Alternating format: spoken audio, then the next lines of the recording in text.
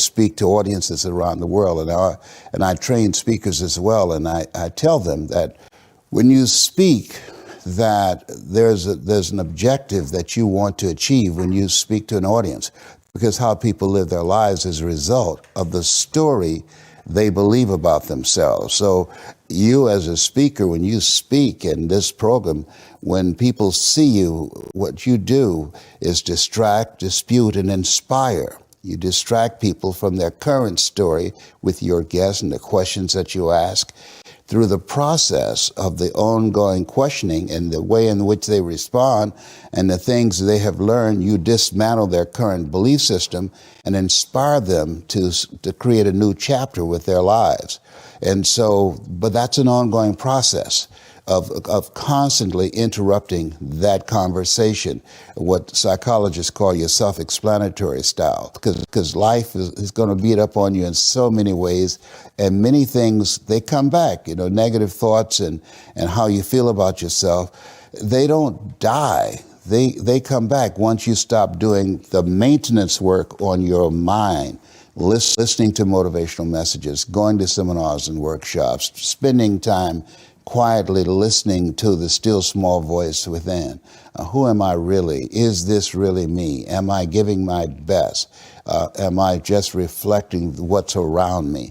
Because all of these various things affect how we show up in life. And so having a strategy to continuously find ourselves reaching higher.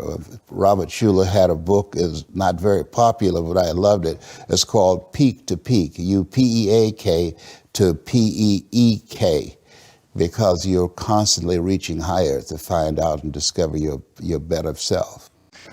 That's amazing, man. Talk to me about cancer. You've had such an upbeat attitude about it. It's really pretty extraordinary. Was that your initial reaction? Did you go through a trough of despair when you first got diagnosed? Like, how have you framed that? Dr. Alfred Golson, who has since passed, was a very unusual guy. And he told me, he said, "Mr. Brown, you have cancer." I said, "Can you give me a second opinion?" He said, "Yes, and you're ugly too." I said, "Oh my God." So I didn't have a chance to have fear, because those three words, "you have cancer," three of the most feared words in 7 different languages. I saw it as a fight. And from that time to this time, my PSA was 2,400.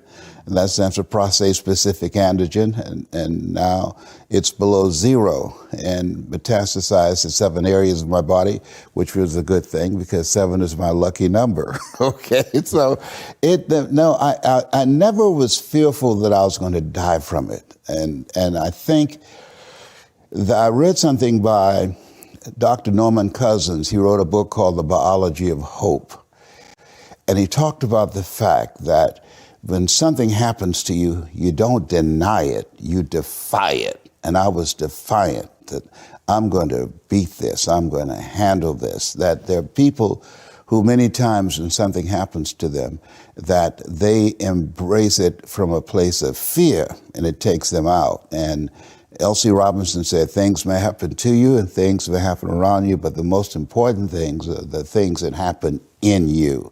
And you have to stand up inside yourself and deal with it and handle it.